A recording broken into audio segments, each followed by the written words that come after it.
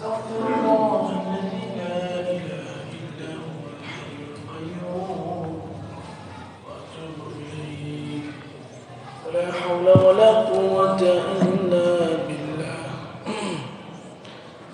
سورة الجمعة مدنية. بسم الله الرحمن الرحيم. আজকের এই মজলিসে আল্লাহ তাআলা আমাদেরকে বসার তৌফিক দান করছেন। আল্লাহর কালামের মজলিস, সবচেয়ে দামি মজলিস। এই সূরার শেষে এই মজলিসকে সবচেয়ে দামি বলা হয়েছে এবং পৃথিবীর সব মঞ্চ থেকে, মজলিস থেকে, হালকা থেকে এই হালকা সবচেয়ে দামি হালকা। এই সূরার শেষে আল্লাহ তাআলা বলেছেন সূরাতুল জুমআহ। আমরা এই মজলিসে বসতে পেরেছি, শুকরিয়া আদায় করি, পড়ি আলহামদুলিল্লাহ। ৬২তম সূরা ইউসাব্বিহু লিল্লাহ। আল্লাহর পবিত্রতা ঘোষণা করে, আল্লাহ তাআলার প্রশংসা করে, আল্লাহ তাআলাকে ভালোবাসে। মা ফিস সামাওয়াতি ওয়া মা ফিল আরদ, আসমান এবং জমিনের মধ্যে যা কিছু আছে সব কিছু। আল মালিক, যে আল্লাহ সব কিছুর মালিক। আল কুদ্দুস, যে আল্লাহ মহান পবিত্র। আল আজিজ, যে আল্লাহ মহাপরাক্রমশালী। হাকিম, প্রজ্ঞাময়। তো এই প্রজ্ঞাময় এবং মহাপরাক্রমশালী পবিত্র মালিককে আসমান জমিনের সব কিছু ভালোবাসে। শুধু ভালোবাসে তাই নয়, বরং সবাই আল্লাহ তাআলার হক আদায় করে। আল্লাহ তাআলার হক আদায় হচ্ছে তার জিকির করা, তাকে স্মরণ করা, সবচেয়ে বড় হক। সুবহানাল্লাহ, আলহামদুলিল্লাহ, লা ইলাহা ইল্লাল্লাহ, আল্লাহু আকবার, আস্তাগফিরুল্লাহ। এগুলো হলো জিকির। আল্লাহ বলেছেন উযকুরুল্লাহ যিকরান কাসীরা, তোমরা সবচেয়ে বেশি আল্লাহর জিকির করো। বান্দার হকের মধ্যে পিতামাতার হক সবচেয়ে দামি, আর আল্লাহর হকের মধ্যে সবচেয়ে দামি হক হচ্ছে তার জিকির করা, তার তাসবিহ জপা। একটা জবান আল্লাহ আমাদেরকে এমন দেন যে জবান সবসময় জিকিরে সিক্ত থাকে। আল্লাহ রাসূল দোয়া করতেন যে আল্লাহ, আপনি আমাকে এমন লিসান দেন যে লিসান যাকিরান হবে।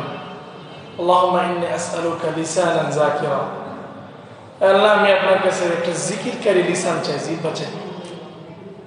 বহু মানুষ এমন আছে তাদের জবানে লাস্ট কবে যে আল্লাহ বের হয়েছে মনেও নেই। বহু মানুষ আছে সারাক্ষণ কথা বলে ঘন্টার পর ঘন্টা, কিন্তু আল্লাহ শব্দের উচ্চারণ নেই। আছে না এরকম? কিন্তু এরকম না, এরকম লিসান থেকে আল্লাহ রাসূল পানা চাইতেন। আল্লাহ রাসূল সবসময় এমন লিসান, এমন জিহ্বা চাইতেন যে জিহ্বাটা ইউসাব্বিহু লিল্লাহ, আল্লাহর প্রশংসায় পঞ্চমুখ থাকবে। আলহামদুলিল্লাহ, আস্তাগফিরুল্লাহ, লা ইলাহা ইল্লাল্লাহ। অবচেতন মনে আমার জবানে আমি তাসবিহ যদি পড়ে ফেলতে পারি, তাহলে এই আয়াতের উপরে আমল হয়ে যাবে। আল্লাহ চান পৃথিবীর সব মানুষ আল্লাহকে ভালোবাসুক, পৃথিবীর সব মাখলুক আল্লাহকে ভালোবাসুক। এই জন্য ভালোবাসা বানাইছেন। ইউসাব্বিহু লিল্লাহি মা ফিস সামাওয়াতি ওয়া মা ফিল আরদ, আসমান এবং জমিনের মধ্যে যা কিছু আছে সব মাখলুক আল্লাহ তাআলার তাসবিহ জপবে, আল্লাহ তাআলার প্রশংসায় পঞ্চমুখ থাকবে। মানুষ নেমো খারাপ, মানুষ বড় অকৃতজ্ঞ। আল্লাহ মানুষকে দেখলেন আর বললেন ইন্নাল ইনসানা কাফুরা, মানুষ বড়ই অকৃতজ্ঞ। পৃথিবীর সব কিছু আল্লাহর কৃতজ্ঞ, আল্লাহ তাআলাকে মেনে নিছে। তোমরা পৃথিবীর যা কিছু দেখো সব কিছু আল্লাহ তাআলার প্রশংসা করে, তাসবিহ জপে, জিকির করে। একটা জড় পদার্থ তোমার কাছে জড়ো হতে পারে কিন্তু মালিকের কাছে জড়ো নয়। ওয়া ইন মিন শাইইন ইল্লা ইউসাব্বিহু বিহামদিহি, পৃথিবীর যা কিছু আছে সব আল্লাহ তাআলার প্রশংসায় তাসবিহ জপে, সময় বলে সুবহানাল্লাহি ওয়া বিহামদিহি সুবহানাল্লাহিল আযীম। আল্লাহ বলেন যে ওয়ালাকিন লা তাফকাহুনা তাসবিহাহুম, কিন্তু তুমি তার তাসবিহ বুঝবা না, এটা আল্লাহ বোঝেন।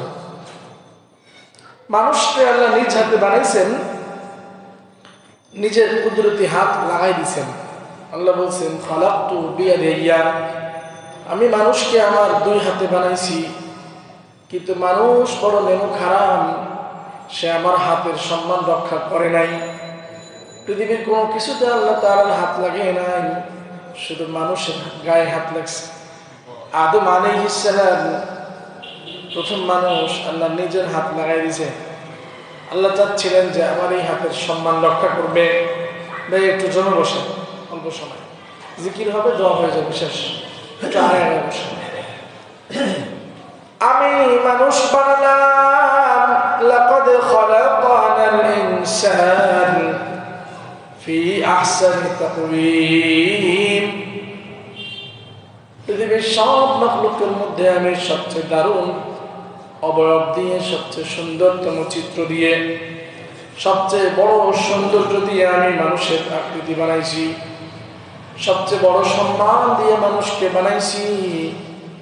কিন্তু এই মানুষটাকে আমার নেমুখ হারাম হতে দেখছি। এই মানুষ, সে আমাকে ভুলে যায়।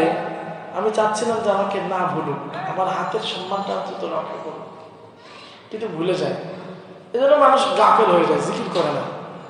আল্লাহ রাসূল এত বেশি জিকির করতেন, আর জিকির করতে বলতেন যে তোমরা পাগলের মতো জিকির করবো, মনে হবে যেন তুমি পাগল হয়ে গেছো। আল্লাহ তোমরা দেখলে মানুষ বলবে যে ওই পাগল নাকি, এত জিকির করে কেন, এত আল্লাহর নাম ওর জবানে কেন উচ্চারিত হয়।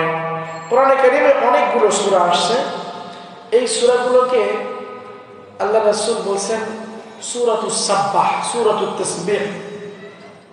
যেমন এই যে সূরা জুমার শুরুতে ইউসাব্বিহু, তাসবিহ নাম দেওয়া হয়েছে। এর আগের সূরা সূরাতুস সফ, ওখানেও ইউসাব্বিহু সাব্বাহা দিয়ে শুরু হয়েছে তাসবিহ। তার আগের সূরা সূরাতুল হাশর, এটাকেও সাব্বাহা দিয়ে শুরু হয়েছে। সাব্বাহা মানে তাসবিহ জপা, জিকির করা। সূরাতুত তাগাবুন, এটাও ইউসাব্বিহু দিয়ে শুরু হয়েছে। অনেকগুলো সূরা শুরুটাই হয়েছে ইউসাব্বিহু, মানে আল্লাহ তাআলার মহব্বতে তাসবিহ জপবে, প্রশংসা করবে। এতগুলো সূরা নাযিল করেছেন যে মানুষ যেন অন্তত আমাকে ভালোবাসে। ভালোবাসলে আমার লাভ নাকি আল্লাহর লাভ? আমি আমার না, আল্লাহর তো কোনো লাভ নাই, আমি আল্লাহকে ভালোবাসি। তো প্রিয় ভাইরা আমার, প্রতিদিন ওজিফা পড়েন, প্রতিদিন সকাল বিকাল তাসবিহ জপি। আল্লাহ আসমান জমিনের সব কিছুকে তাসবিহে লাগায় রাখছেন মানুষের শিখানোর জন্য, যে তুইও তোর মালিককে তাসবিহ জপবি। সকালবেলায় ওজিফা বানাবি, বিকালবেলায় ওজিফা করবি, প্রতিদিন আল্লাহকে হাজার হাজার বার ডাকবি। আল্লাহকে বলবি আল্লাহ আল্লাহ আল্লাহ আল্লাহ আল্লাহ আল্লাহ আল্লাহ আল্লাহ আল্লাহ আল্লাহ, এত মহব্বতের ডাক আল্লাহ। আল্লাহ রাসূল বলেন যে কিয়ামত কায়েম হবে না যতক্ষণ দুনিয়াতে মানুষ আল্লাহ আল্লাহ বললে বলা থাকবে। এজন্য একটা ওজিফা বানাতে পারি কিনা দেখেন তো, যে ঘুমানোর আগে আমি অন্তত 1000 বার আল্লাহকে খুব মধু মেখে মহব্বতের সাথে ডাকবো, পারবো? আমাদের বড়দের বুজুর্গদের আমল এটা, অন্তত 1000 বার আল্লাহকে ডেকে তারপরে ঘুমানো। আর ডাকবো খুব মধু মাখা কণ্ঠে, খুব মহব্বতের সাথে। না, আল্লাহর নাম সুবহানাল্লাহ খুব দারুণ এক করছেন। আল্লাহর নাম জপার জন্য ওযু লাগে না, গোসল লাগে না। আপনি অপবিত্র অবস্থায় আছেন, অপবিত্রতা দুই প্রকার। একটা হচ্ছে গোসল ফরজ হয়ে যাওয়া, বড় অপবিত্রতা। মা বোনরা হাইজ অবস্থায় বড় অপবিত্রতা নিয়ে থাকে। নেফাস অবস্থায় বাচ্চা প্রসবের পরে তখনও তার বড় অপবিত্রতা থাকে। পুরুষেরা স্বপ্নদোষ হলে বড় অপবিত্রতা থাকে। স্ত্রী ব্যবহার করলে বড় অপবিত্রতা থাকে, এটা একটা বড় অপবিত্রতা। আরেকটা অপবিত্রতা হচ্ছে ছোট অপবিত্রতা, এটাকে বলা হয় তাহারাতুস সুগরা, নাজাসাতে সুগরা, ছোট অপবিত্রতা। এটা হচ্ছে অজু ভাঙার যে কারণগুলো পাওয়া যায়, বায়ু বের হয়ে গেছে বা পেশাব করে ফেলছে, পায়খানা করছে, তো ছোট অপবিত্রতা আল্লাহ তাআলা এত সহজ করছেন বান্দার জন্য যে বান্দা ছোট হোক বড় হোক সর্ব অবস্থায় আল্লাহর তাসবিহ জপতে পারবে। সুবহানাল্লাহ বলেন, সব সময় তাসবিহ জপতে। আল্লাহ রাসূলের ব্যাপারে সাহাবায়ে কেরাম বলতেন, আল্লাহ রাসূল সাল্লাল্লাহু আলাইহি ওয়াসাল্লাম কানা ইউসাব্বিহু ফি কুল্লি হিন, সব সময় আল্লাহ রাসূল তাসবিহ জপতেন, সব সময় জিকির করতেন। শুধুমাত্র পেশাব আর পায়খানা অবস্থা ছাড়া, ওই সময় অবস্থা ছাড়া আল্লাহ রাসূল সব সময় তাসবিহ জপতেন। পেশাব পায়খানার মধ্যে যখন আমরা ঢুকি ওই সময় আল্লাহর নাম নেই না, কিন্তু ঢোকার শুরুতে আমরা আল্লাহুম্মা, আল্লাহর নাম নিয়ে ঢুকি। আল্লাহুম্মা ইন্নী আউযু বিকা মিনাল খুবুসি ওয়াল খাবাইস। যখন বের হচ্ছি তখন আমরা বলি গুফরানাক, আল্লাহ আপনার কাছে আমরা ক্ষমা চাই।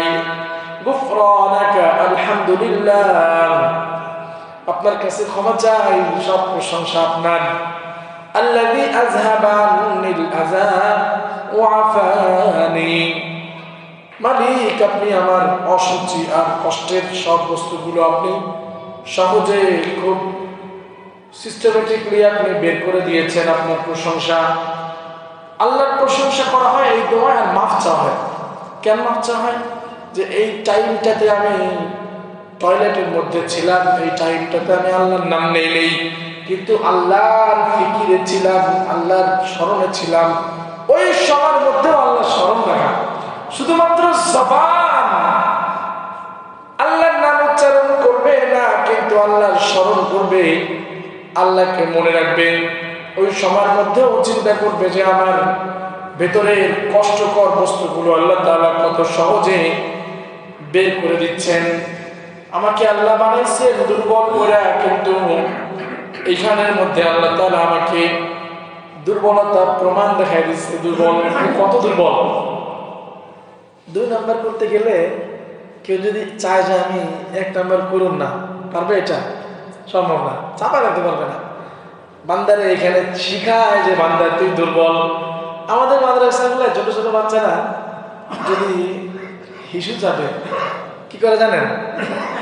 জানেন না? এরকম দেখা যাচ্ছে।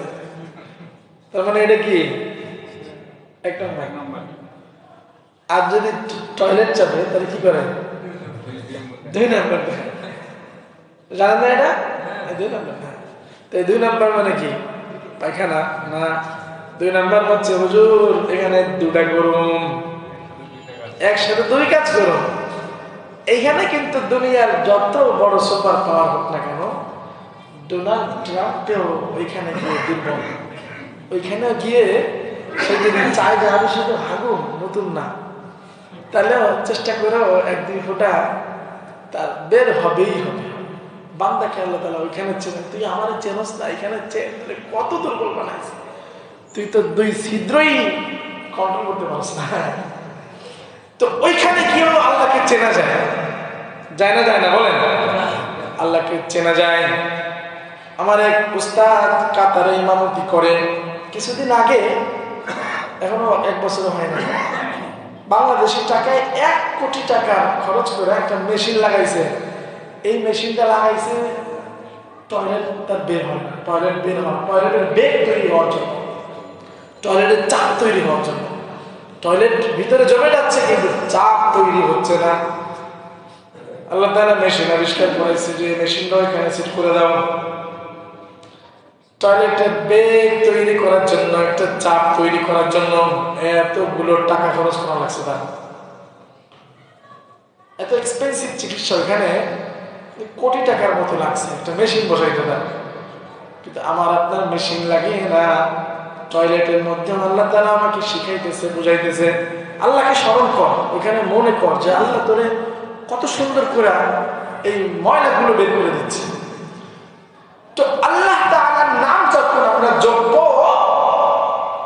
মুফাসসিরিন کرام বলেন আল্লাহ এত দামি একটা নাম, এত মধুমাখা একটা নাম, এই নামটা যখন বান্দা জপে আল্লাহ তাআলা ঐশ্বরিক ভাবে আসমান থেকে আরশে আজিম থেকে এই বান্দাটা অপবিত্র হলেও তাকে পবিত্র বানায়া ডাকায়। সুবহানাল্লাহ।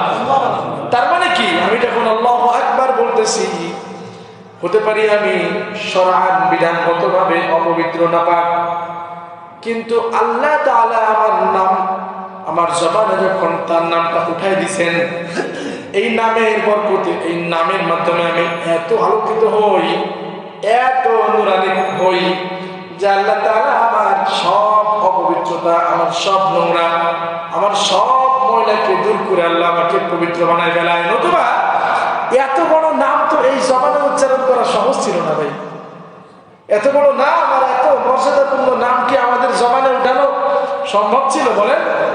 তার মানে সম্ভব যেহেতু করে দিছে, আমাদের জন্য একদম বলছেন যে আমার সব আল্লাহ তাআলা এই নাম যখন আমি উঠাই, হোক আমার গায়ে অপবিত্রতা লাগানো আছে, হোক সেটা আমি নাপাকি আছি, গোসলের নাপাক, ওই সময় আল্লাহ রাসূল তাসবিহ জপতেছেন, ওই সময় আল্লাহ রাসূল জিকির করতেছেন।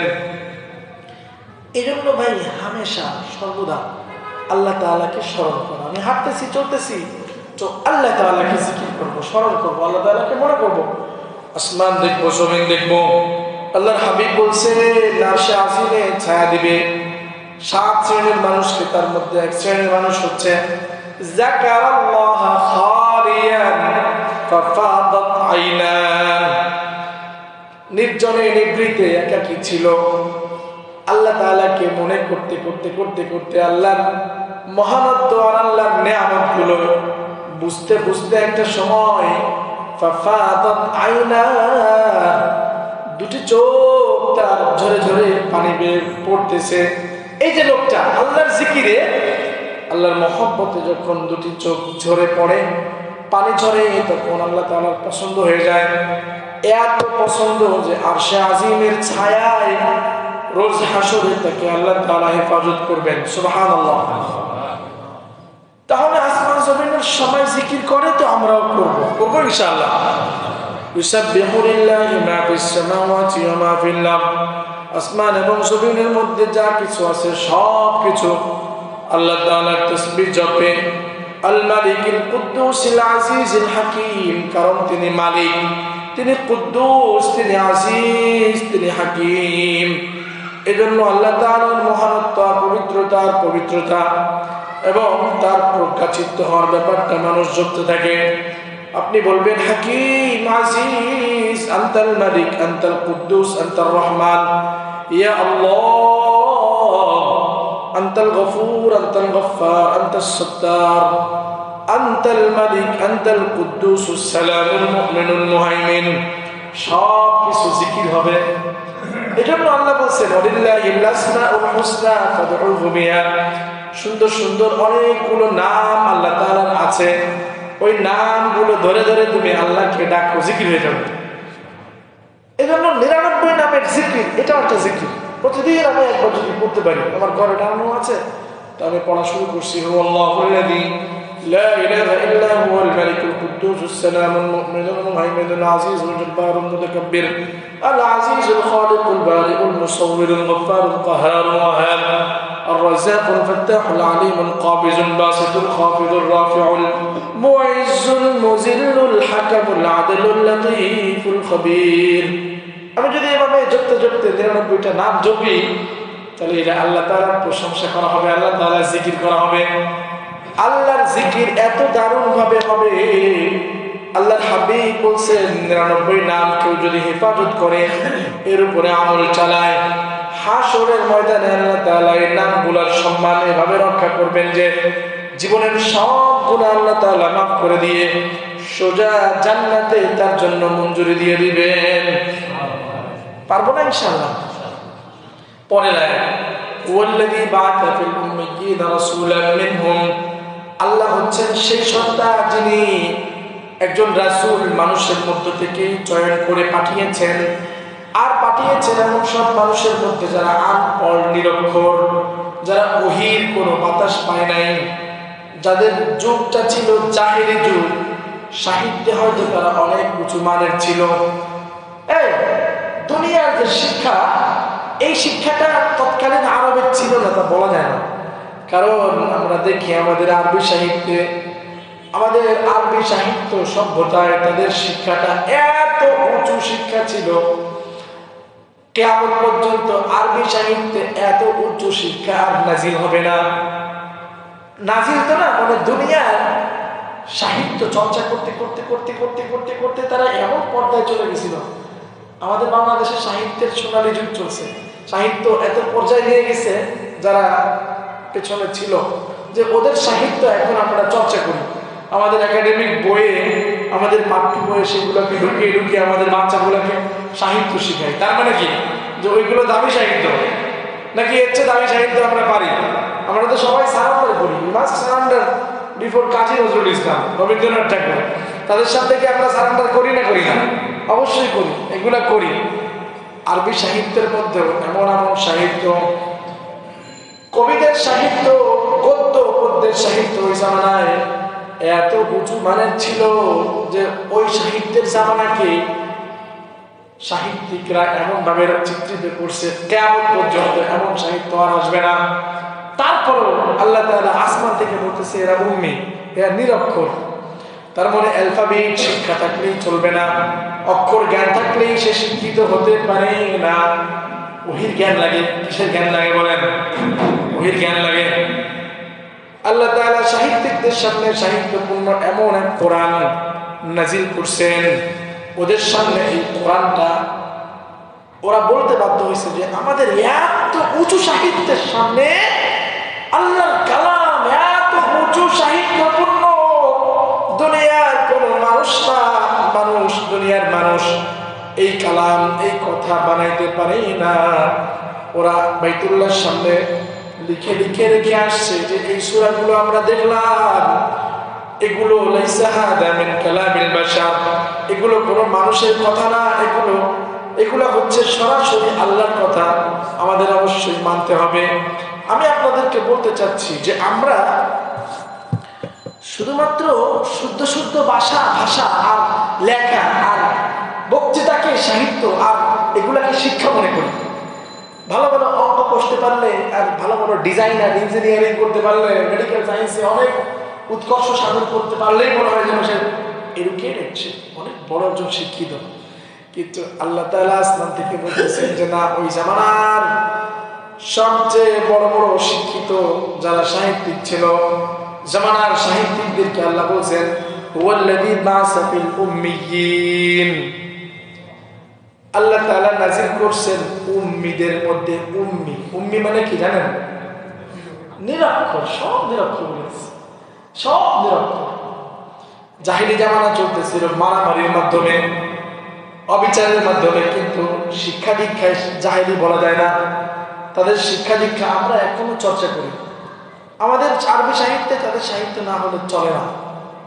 এমনকি বদরের যুদ্ধে যারা তো আল্লাহ রাসূল বন্দী করছিলেন 70 জন কাফের, এদেরকে দিয়ে মদিনায় মুসলমানদের সন্তানদেরকে আরবি শেখানো হচ্ছিল, তো তোরা ভাষা শেখ।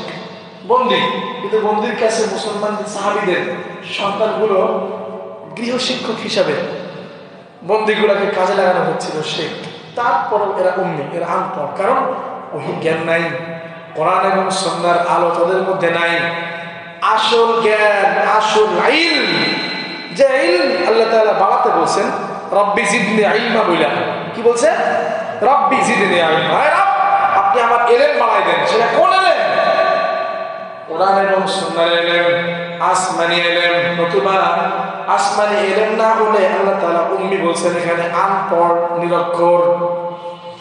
হুয়াল্লাযী বা'সা ফিল উম্মিয়িনা রাসূলাম মিনহুম, আল্লাহ তাআলা উম্মীদের মধ্যে, নিরক্ষরদের মধ্যে, আসমানি শিক্ষা যাদের মধ্যে ছিল না তাদের মধ্যে, তাদেরই মধ্যকার একজন রাসূল পাঠিয়েছেন মুআল্লিম হিসেবে। মুআল্লিমুন নাস, সব মানুষের শিক্ষক। ওনার প্রথম কাজ ছিল ইয়াতলু আলাইহিম আয়াতিহি, তাদের সামনে আসমানি আয়াতগুলো তেলাওয়াত করে করে শোনানো, মুযাক্কিরিন, 2 নম্বর হচ্ছে আয়াতের আলোকে তাদের অন্তরকে এনলাইটেড করা, পরিশুদ্ধ করা, অন্তরের মধ্যে তাকওয়া এবং পরহেজগারিতা ঢুকানো। 3 নম্বর কাজ ছিল ওয়াল্লিমুহুল কিতাব, এই কিতাবের জ্ঞান, আসমানি কিতাব কোরআনের জ্ঞান, সুন্নাহর আলোকে আয়াতগুলোকে খুলে খুলে বিশদ তাফসীরের মাধ্যমে, ব্যাখ্যার মাধ্যমে ডিসক্লোজ করা, তাদেরকে শেখানো। 4 নম্বর কাজ ছিল ওয়াল হিকমাতা, এগুলোর প্রয়োগ স্থান। শুধু এলেম শিখলে হবে না, যদি 90 মণ জ্ঞান থাকে, তাহলে যদি 9 মণ জ্ঞান থাকে, তাহলে তোমার হিকমত লাগবে কয় মণ? 90 মণ। কয় মণ? কিভাবে এটাকে অ্যাপ্লাই করবে, কোথায় এটাকে কিভাবে উপস্থাপনা করবে, এই জ্ঞানের নাম হচ্ছে হিকমত। ইউটিলাইজ করা, এটাকে হিকমত বলা হয়।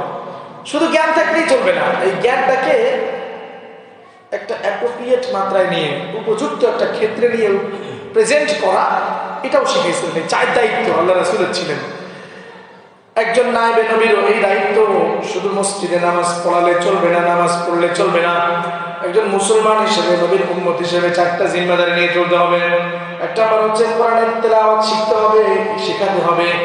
2 নম্বর হচ্ছে কোরআনের আয়াতের মাধ্যমে, বয়ান তাফসীরের মাধ্যমে তাদের তাজকিয়ার ব্যবস্থা করতে হবে, ইসলাহের ব্যবস্থা করতে হবে। 3 নম্বর হচ্ছে তাদেরকে কোরআনের এই জ্ঞানগুলো মুআল্লিম হয়ে, শিক্ষক হিসেবে, অ্যাজ এ টিচার তাদেরকে শেখাইতে হবে। কোরআন শিখতে না পারলে তাকে কোরআন শেখানো, কোরআন শিখে ফেললে, কোরআনের পড়া শিখে ফেললে কোরআনের অনুবাদ, কোরআনের ভাষা জ্ঞান শেখানো, তাফসীর শেখানো। 4 নম্বর হচ্ছে হিকমত শেখানো। এটা প্রত্যেকের জিম্মাদারি। আমি শুধু নামাজ পড়াইলে চলবে না, বরং আপনার নামাজের কেরাতগুলো সহি হচ্ছে কিনা, এটা জিম্মাদারি। বুঝতে পারছেন? এটা এই আয়াতের মধ্যে আসছে। আল্লাহ রাসূলের জিম্মাদারি ছিল এটা। আল্লাহ রাসূল শুধু নামাজ পড়াতেন নাকি তেলাওয়াতে সহি করতেন? বলেন তো, তেলাওয়াতে সহি করতেন। এই আয়াতে বলা হচ্ছে ওয়াইন কানু মিন ক্বাবলু লাফি দালালিন মুবিন, যদিও এরা ইতপূর্বে সবাই স্পষ্ট গুমরাহির মধ্যে ছিল। ও নবী, আপনাকে এখন এদের গুমরাহি দূর করে এদেরকে শিক্ষিত করতে হবে।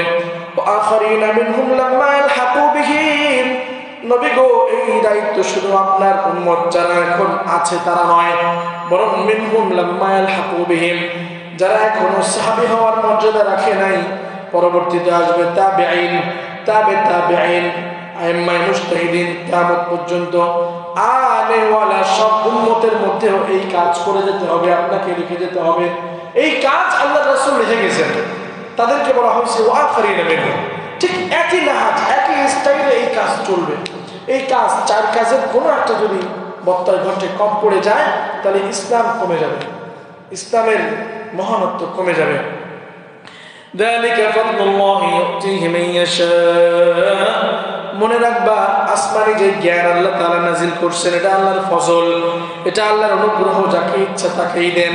সবাইকে আল্লাহ তাআলা আসমানি জ্ঞান শিখান না। আল্লাহু যুল ফাদলিল আযীম, আল্লাহ হচ্ছেন মহা অনুগ্রহওয়ালা। যাকে ইচ্ছা তাকে আল্লাহ তাআলা আসমানের জ্ঞান দেন।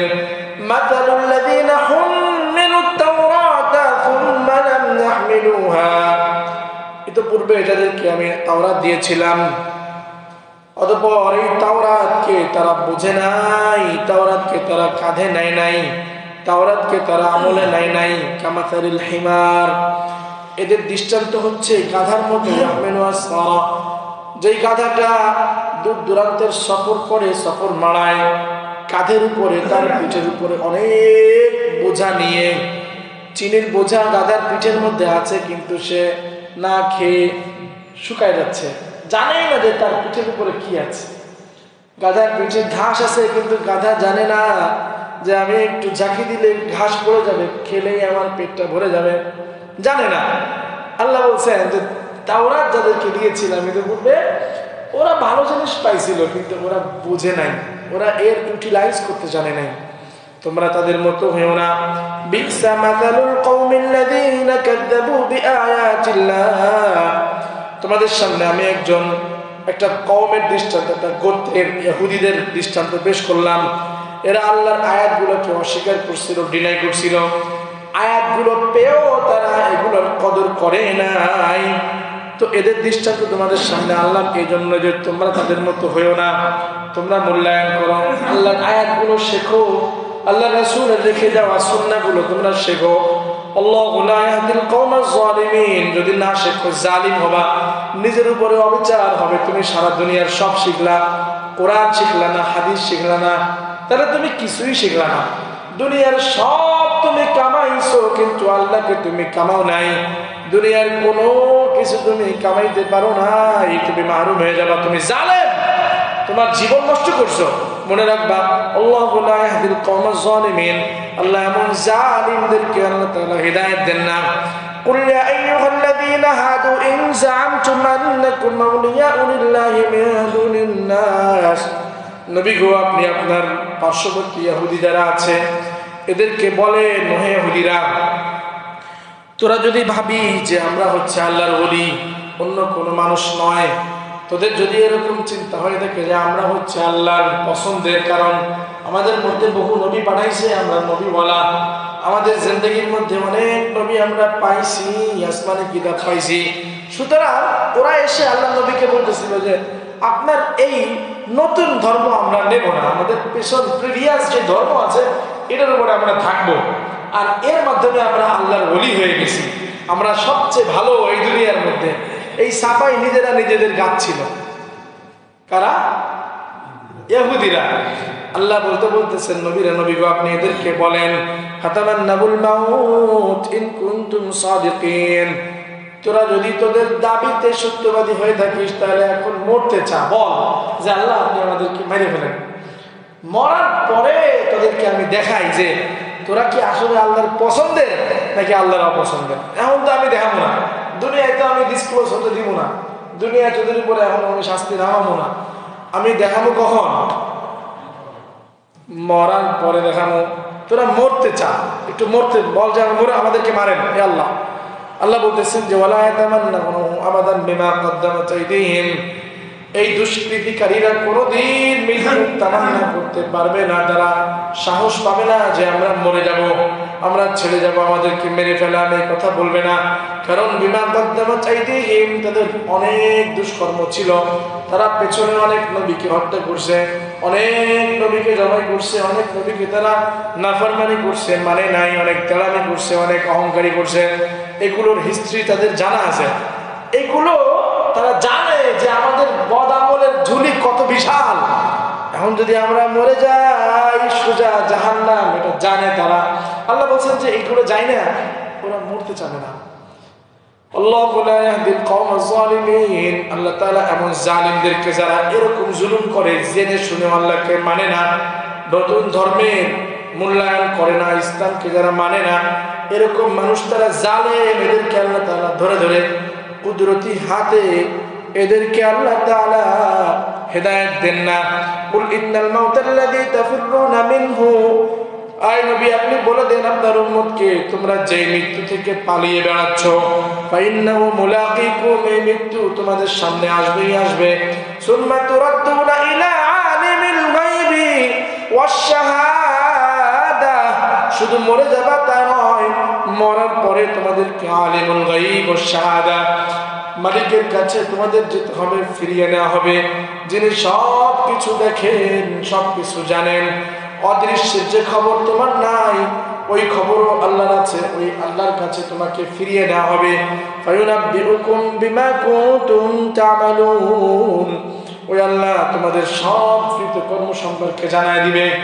এজন্য নবী আপনি আপনার উম্মতকে বলেন ওরা যেন মরার পরে জিন্দেগি সাজায়, যদি সাজানো গোছানো একটা জিন্দেগি বানায়। দুনিয়ার মানুষ দুনিয়া সাজাচ্ছে তো দুনিয়ার প্রতি আসক্ত হয়ে পড়ছে।